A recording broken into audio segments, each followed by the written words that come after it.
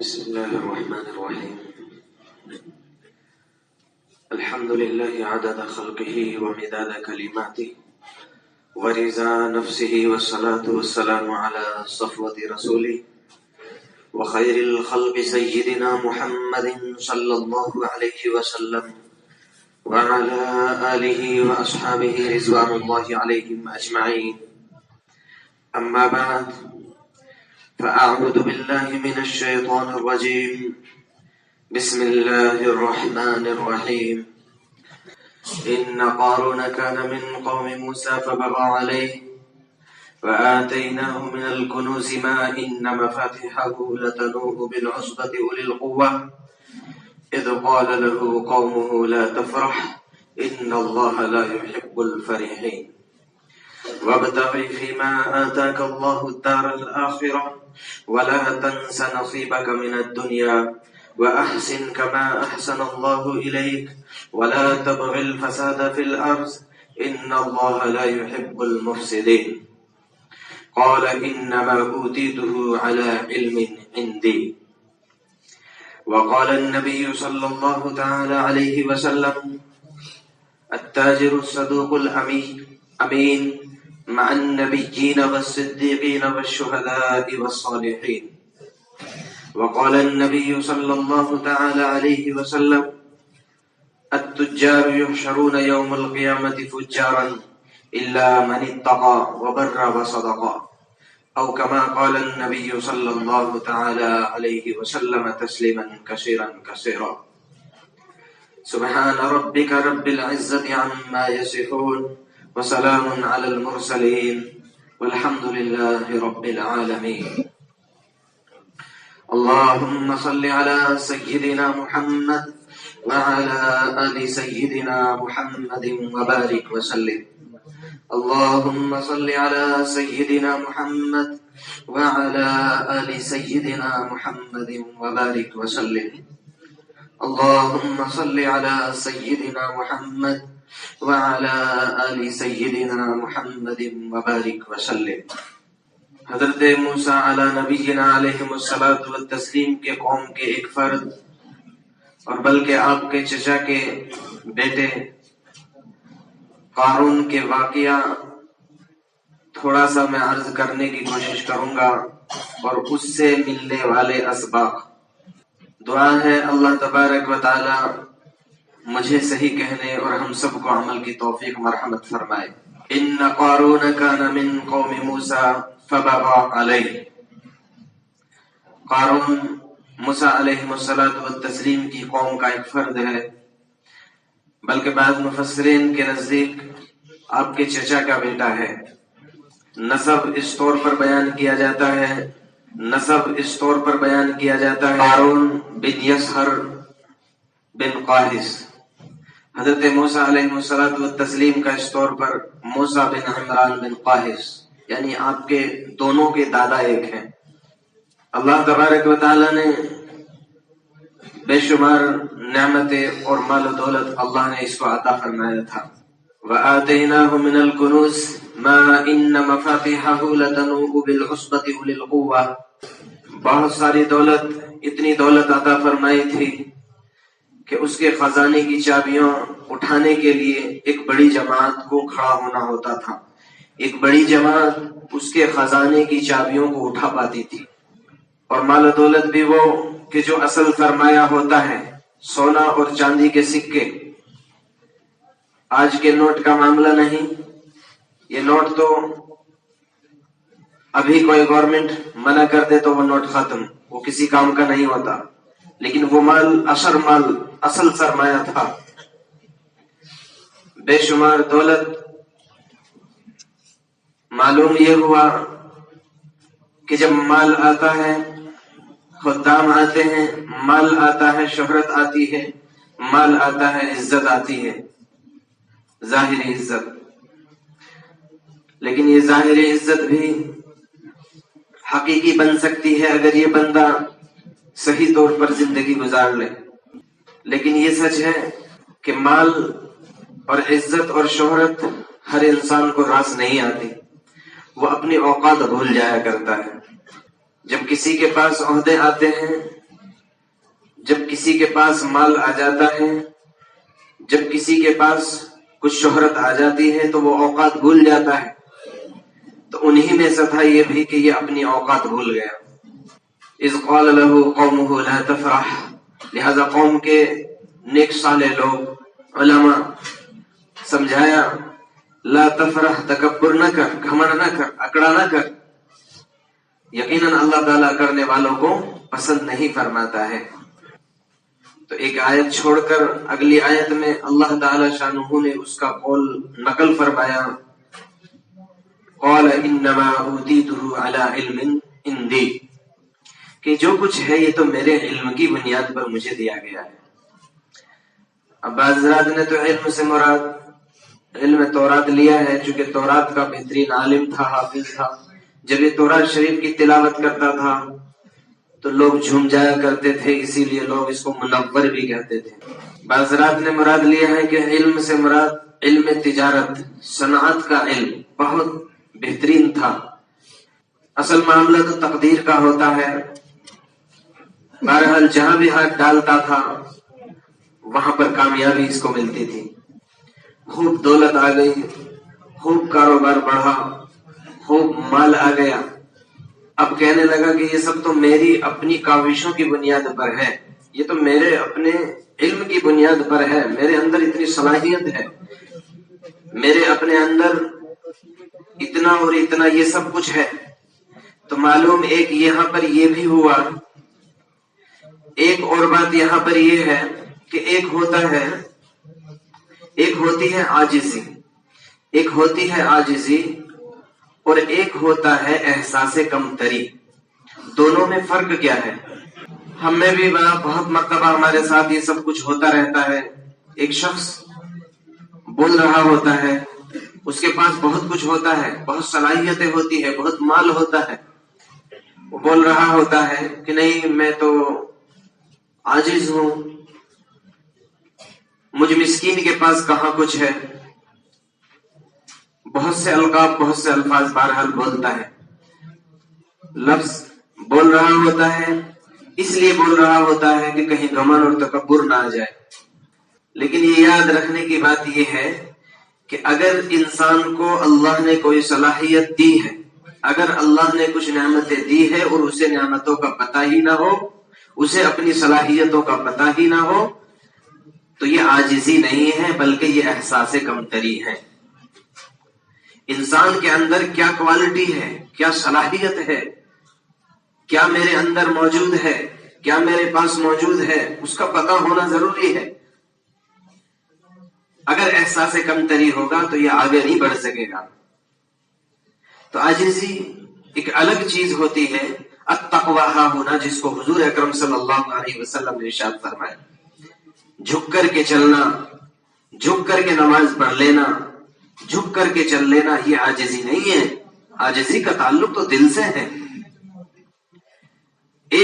اسی کے ساتھ ساتھ ایک اور بات یہ کہ اگر انسان کو جتنی صلاحیت موجود ہے وہ اسی کے اوپر رہے، ایسا بھی نہ ہو کہ آور ہو جائے، کہ جو کچھ ہے بھی نہیں وہ بھی اپنے آپ ہی کو سمجھنے لگے، پھر یہ عجب ہوتا ہے، پھر یہ خود پسندی ہوتی ہے جو اس کے اندر گھمنڈ اور تکبر ڈال دیتی ہے۔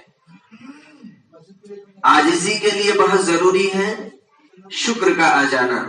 شکر آئے گا تو عاجزی آئے گی، شکر آئے گا تو عاجزی آئے گی، اور اگر خود پسندی آئے گی، اوور ہو جائے گا، تو پھر تکبر اور گھمنڈ آئے گا جو اس کو برباد کر کے رکھے گا۔ بہرحال اس کی بھی کچھ حالت یہی ہوئی، یہی بیماری اس کے اندر پیدا ہوئی کہ گھمنڈ آ گیا، اوور ہو گیا، یہ سب کچھ تو میری وجہ سے ہوا ہے، یہ سب کچھ تو میں نے کمایا ہے۔ بہت سارے لوگ ہم میں سے بھی کہہ رہے ہوتے ہیں کہ دیکھیے یہ سب تو میں نے محنت کی ہے، میں نے فلاں کیا، یہ کیا، وہ کیا، یہ سب کچھ ہے، ورنہ تو تم کما کر کے دکھا دو، کوئی اور کما کر کے دکھا دے۔ ہر وقت اللہ سے ڈر کر کے الفاظ کا چناؤ کرنا۔ اللہ تبارک و تعالیٰ نے 4 ہدایتیں اس بدبخت کو اللہ نے ارشاد فرمائی، اور وہ 4 ہدایتیں حقیقت یہ ہے کہ اس وقت تھی اس کے لیے، آج اس امت کے امراء، اس امت کے رئیسوں، اس امت کے تاجروں اور اس امت کے مالداروں کے لیے ہیں۔ وَابْتَغِ فِيمَا آتَاكَ اللَّهُ الدَّارَ الْآخِرَةَ کہ دیکھو اللہ تعالی شانہ نے جو تمہیں مال دیا ہے اس مال کے ذریعے سے آخرت کو سنوارو۔ وَابْتَغِ فِيمَا آتَاكَ اللَّهُ الدَّارَ الْآخِرَةَ بہت بنیادی فرق ایک ایمان والے اور ایک غیر ایمان والے میں یہی ہوتا ہے کہ ایمان والا جو کچھ اس کے پاس ہے، اس کے مال کا معاملہ ہو، صلاحیتوں کا ہو، نعمتوں کا ہو، وہ اپنا دخل نہ سمجھ کر اللہ تعالی کی عطا سمجھتا ہے کہ یہ سب کچھ تو میرے اللہ کا دیا ہوا ہے، اسباب اور ذریعے کے طور پر استعمال میرا ہوا ہے، میرے ابا کا ہوا ہے یا کس کا ہوا ہے وہ الگ ہے، لیکن حقیقت یہ ہے کہ یہ عطائے خدا بندی ہے، یہ محنتوں اور مشقتوں اور کوششوں کی بنیاد پر نہیں ہوتا۔ اگر محنت کی بنیاد پر اللہ کی قسم مال ملا کرتا تو سب سے زیادہ امیر یہ رکشہ چلانے والے ہوتے، رکشہ چلانے والوں سے زیادہ محنت کوئی نہیں کرتا، ہاوڑا چلانے والوں سے زیادہ محنت کوئی نہیں کرتا۔ یہ تو اللہ کی عطا ہے، اللہ تعالیٰ نہ معلوم کس کو دے دیتا ہے۔ انگوٹھا چھاپ ہوتا ہے، اپنا سگنیچر بھی اس وقت سیکھتا ہے جب بہت بڑا مسئلہ اس کے سر پر آ جا رہا ہوتا ہے، اب سائن کرنا سیکھ رہا ہے کیونکہ پتہ ہی نہیں، لیکن مال اتنا زیادہ کہ جس کی انتہا نہیں ہوتی، ہمارے سامنے ہے بہت سارے۔ تو ایک تو بہت بنیادی سوچ کا فرق ہوتا ہے ایک ایمان والے اور ایک غیر ایمان والے میں کہ یہ اللہ کی عطا ہے۔ یہ فرق اللہ نے خود ظاہر بھی فرما دیا۔ حضرت شعیب علیہ الصلوۃ والتسلیم کی قوم کے لوگ کہنے لگے ان صلاتک تأمرک ان نترک ما یعبد آباؤنا او ان نفعل فی اموالنا ما نشاء کہ حضرت شعیب علیہ السلام کیا آپ کی نماز تمہیں حکم دیتی ہے اس بات کا کہ ہم اپنے آباء و اجداد کے معبودوں کو چھوڑ دیں، یعنی کہ ہم اپنے مال میں جو چاہے نہ کریں؟ ارے مال ہمارا ہے، زندگی ہماری ہے، ہماری مرضی، ہم کیا کریں گے؟ یہ کیا ہے کہ آپ بولتے رہتے ہو کہ ناپ تول میں کمی نہیں کرنا، ڈنڈی نہیں مارنا، انصاف کرنا ہے، سچ بولنا ہے۔ ارے ہماری مرضی، ہماری زندگی، ہمارا مال ہے، ہم جو چاہے کریں۔ ہم نے ساری زندگی محنت کر کر کے کمایا ہے، رات دن محنت کی ہے تب جا کر کے یہ بلڈنگ کھڑی ہوئی ہے، رات دن محنت کی گئی ہے، میرے باپ نے دادا نے محنت کی، اس کے بعد یہ ایک فیکٹری، ایک جو ہے چھوٹا سا نظام کھڑا ہوا ہے، تو لہٰذا ہماری مرضی، ہم جیسے چاہے کریں۔ ایک ایمان والے کی سوچ یہ بالکل نہیں ہوتی ہے کہ نہیں، حالانکہ قرآن چونکہ ارشاد فرما رہا ہے وَلِلَّهِ مَا فِي السَّمَاوَاتِ وَمَا فِي الْأَرْضِ جو کچھ بھی ہے آسمان و زمین میں وہ اللہ کا ہے۔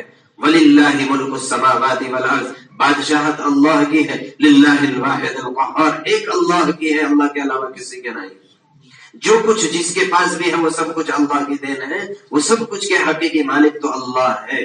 ظاہری طور پر دنیا میں کسی کو کچھ چیزوں کا مالک بنا دیا گیا ہے، ایک جگہ کا مالک بنا دیا گیا ہے، ابھی جب یہ چلا جاتا ہے تو اس کا بیٹا جو ہے اس پر قابض ہو جاتا ہے اور اس کے نام پر وہ آ جا رہی ہے، وہ چلا گیا تو دوسرے کے نام پر آ جا رہی ہے، حقیقی مالک نہیں ہے، حقیقی مالک تو اللہ ہے۔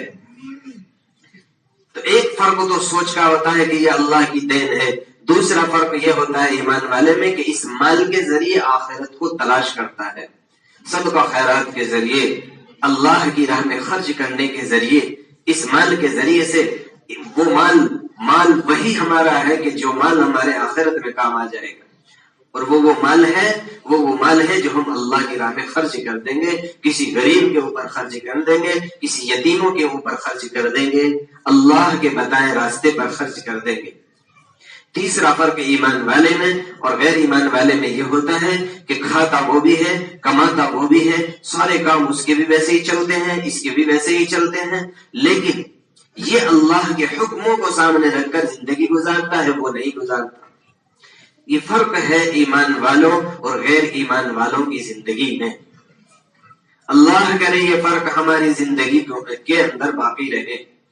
تو ایک تو بہت اہم یہ، اسی کو اللہ کے رسول صلی اللہ علیہ وسلم بہت وضاحت کے ساتھ ارشاد فرما رہے ہیں کہ دیکھو تاجر جو ہوتے ہیں وہ دو طرح کے ہوتے ہیں، التاجر الصدوق الامین مع النبیین والصدیقین والشہداء۔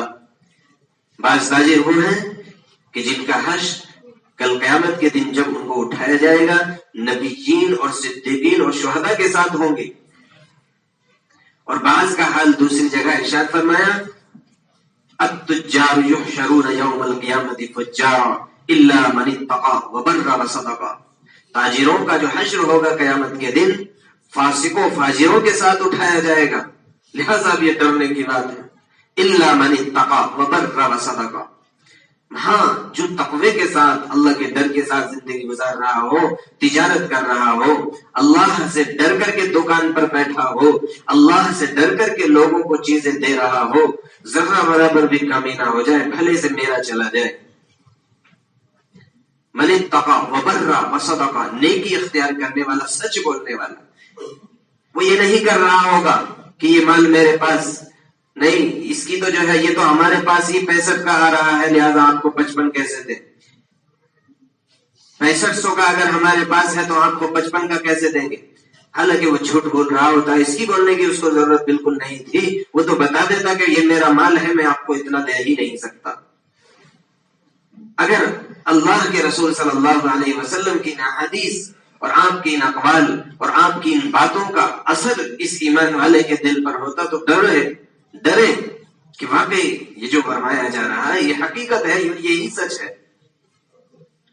اللہ تبارک و تعالیٰ نے یہ زندگی دی ہے، اللہ رب العزت کی دی ہوئی ہے، اللہ نے یہ کاروبار دیا ہے، یہ مال دیا ہے، یہ نعمتیں دی ہیں، یہ صلاحیتیں دی ہیں. لہذا یہ نعمتیں اور صلاحیتیں اللہ تعالی شانہ کے حکم کے مطابق گزارنے والے ہوں گے.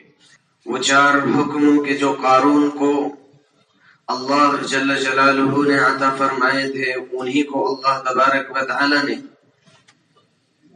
امت محمدیہ علی صاحبہ الصلاۃ والتحیہ کے سامنے دہرایا ہے.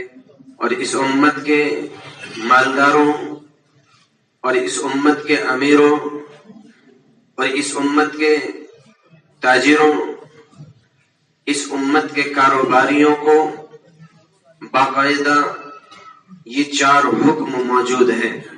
پہلا جو حکم تھا وَابْتَغِ فِيمَا آتَاكَ اللَّهُ الدَّارَ الْآخِرَةَ، کہ مال جو اللہ نے دیا ہے آپ کا نہیں ہے، اللہ نے دیا ہے، اس مال کے ذریعے سے اپنی آخرت کو بنانے کی فکر کرو، آخرت کی تیاری کی کوشش کرو.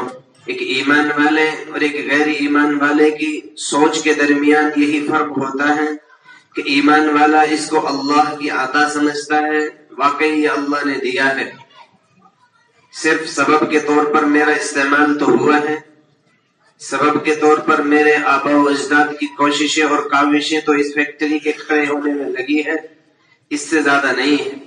ایک غیر ایمان والے کی بہت بنیادی سوچ ہی یہ ہوتی ہے کہ نہیں یہ میری کوششیں ہیں، رات دن چونکہ محنت کی ہے اس لیے یہ چھوٹا سا کام کھڑا ہوا ہے.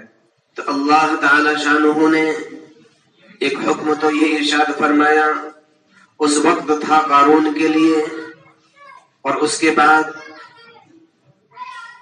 جیسے ہی آیت کریمہ نازل کر دی گئی، اول مرحلے میں جو قرآن کے مخاطبین ہیں، جو امراء ہیں، جو مالدار ہیں، لیکن آج یہ خطاب مجھ سے، آپ سے اور اس امت کے ہر فرد سے ہے.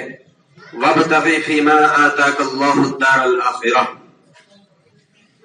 اپنی ذہنیت کو بالکل صاف کر لیں کہ یہ مال اللہ کا دیا ہوا ہے. جب یہ اللہ کا دیا ہوا ہے تو اللہ تبارک و تعالی جیسے کہیں گے ویسے ہم کریں گے. اب ہمارا کوئی اختیار باقی نہیں رہا، ہم یہ کہنے کا حق بالکل نہیں رکھتے کہ ہم یہ کہیں اور یہ سوچے بھی کہ یہ مال میں نے کمایا ہے لہذا میری مرضی، میں جیسے چاہوں کاروبار کروں، میں جیسے چاہوں اپنا مال بڑھاؤں. اس کا حق بالکل نہیں ہے، چونکہ یہ مال آپ کا ہے ہی نہیں. مال کا مالک کوئی اور ہے. وَلِلَّهِ مُلْكُ السَّمَاوَاتِ وَالْأَرْضِ. دوسرا حکم اللہ تبارک و تعالی نے ارشاد فرمایا وَلَا تَنْسَ نَصِيبَكَ مِنَ الدُّنْيَا. اپنے حصے کو دنیا سے نہ بھول. بہرحال ضرورت ہے، چونکہ اس کا ترجمہ ایک یہی کیا گیا ہے کہ جو ضرورت ہے ضرورت کے بقدر اپنے پاس بھی رکھیں، کیونکہ حضور اکرم صلی اللہ تعالی علیہ وسلم کا ارشاد بھی ہے کاد الفقر ان یکون کفرا. فقر جو ہے وہ کفر تک پہنچا دیتا ہے. اور جبکہ ہم جیسے ایمان والے ہوں، کمزور ایمان والے، اگر ہمارے پاس مال نہ ہو، اگر ہمارے پاس حالات آ جاتے ہیں تو سب سے پہلا ہدف، سب سے پہلا نشانہ ہمارا ایمان ہوتا ہے. اس لیے حلال مال کا ہمارے پاس ہونا، حلال مال کو کما کر کچھ ضرورت کے لیے اپنے پاس رکھنا نہایت اہم اور ضروری ہوا. لیکن یہ یاد رکھیں کہ ضرورت ہی ہو، مقصد نہ ہو. یہ انسان ایک معاشی جانور نہیں ہے. جانور محنت کرتے ہیں، کھاتے پیتے ہیں اور اس طور پر اپنی زندگی کو گزار کے چلے جاتے ہیں، مٹی ہو جاتے ہیں. اگر یہی مقصد صرف اس انسان کا بھی ہو جائے کہ مال کمائے، محنت و مزدوری کرتا جائے، مال کما کر کے رکھتا جائے اور کھا پی کر کے زندگی گزار کے چلا جائے، تو ایک جانور سے بھی زیادہ بدتر ہے. اللہ تعالی شانہ نے انسان کو اشرف المخلوقات بنایا ہے. تمام کی تمام مخلوقات میں سب سے شریف ہے، سب سے افضل ہے حضرت انسان. لہذا اپنے احترام کو قائم رکھے، اپنے احترام کو باقی رکھیں. اللہ کے رسول صلی اللہ تعالی علیہ وسلم نے ارشاد فرمایا تھا کہ ایک وقت آئے گا کہ حرام سے بچنا مشکل ہو جائے گا. اگر حرام سے بچ بھی گیا تو حرام کا دھواں تو اس کو پہنچ ہی جائے گا. غور کر لیں اپنے کاروبار پر، ہم غور کر لیں اپنی معیشت پر، ہم غور کر لیں اپنی تجارت پر اور اپنی زندگی پر کہ کیا کچھ نہیں کرتے ہم حرام کی شکلوں کو حلال کرنے کے لیے. باقاعدہ صاف طور پر سودی لین دین ہو رہے ہیں. 1 لاکھ دیں گے تو 1,10,000 آپ کو دے دیں گے نفع کے طور پر. آپ چاہے نفع کا نام رکھ لیجئے، جو نام رکھ لیجئے. اللہ اور اس کے رسول علیہ الصلوۃ والتسلیم نے جب ایک صریح قانون بنا دیا تو قانون وہی رہے گا. اللہ کی قسم حرام ہے. جب اللہ اور اس کے رسول نے حرام فرما دیا تو اب حلال کرنے والا میں اور آپ نہیں ہو سکتے. یوم اکملت لکم دینکم واتممت علیکم نعمتی ورضیت لکم الاسلام دینا. حجۃ الوداع کے موقع پر آخری خطبے کے دوران اللہ تعالی شانہ نے آیت کریمہ نازل فرما دی، دین مکمل ہو چکا، اب اس میں کوئی گنجائش نہیں ہے. اس کے بہت سے نام دینے لگو کہ نہیں ہماری مجبوری بن گئی ہے، ہمیں لوگ پیسہ دیں گے کیسے، ہمیں کھلا مکان بنانا ہے، ہمیں کھلا چیزیں کرنی ہے. یہ تو میرے بھائیو اللہ تعالی کا حکم ہے. آپ کا کام بہت ضروری نہیں ہے کہ کروڑوں اور اربوں اور خربوں کا ہی کام کریں. اللہ نے اپنے حکم کے مطابق زندگی گزار کر کے اس دنیا سے جانے کا باقاعدہ حکم ہے. یہ حکم ہو رہا ہے قارون کو. یہ تو ذہنیت قارون کی تھی، یہ تو ذہنیت حضرت شعیب علیہ الصلوۃ والتسلیم کی قوم کی تھی کہ نہیں مال ہمیں بڑھانا ہے، کیسے بھی کرے مال بڑھے. کیا کون سی شکل ہے؟ وہ کون سی شکل ہے کہ جو ناجائز اور حرام نہ ہو، اس کے باوجود بھی ایک ایمان والا اور ایک اسلام والا وہ تمام کی تمام شکلوں کو اپنی زندگی میں لا کر مال کے بڑھانے کی فکروں میں ہے.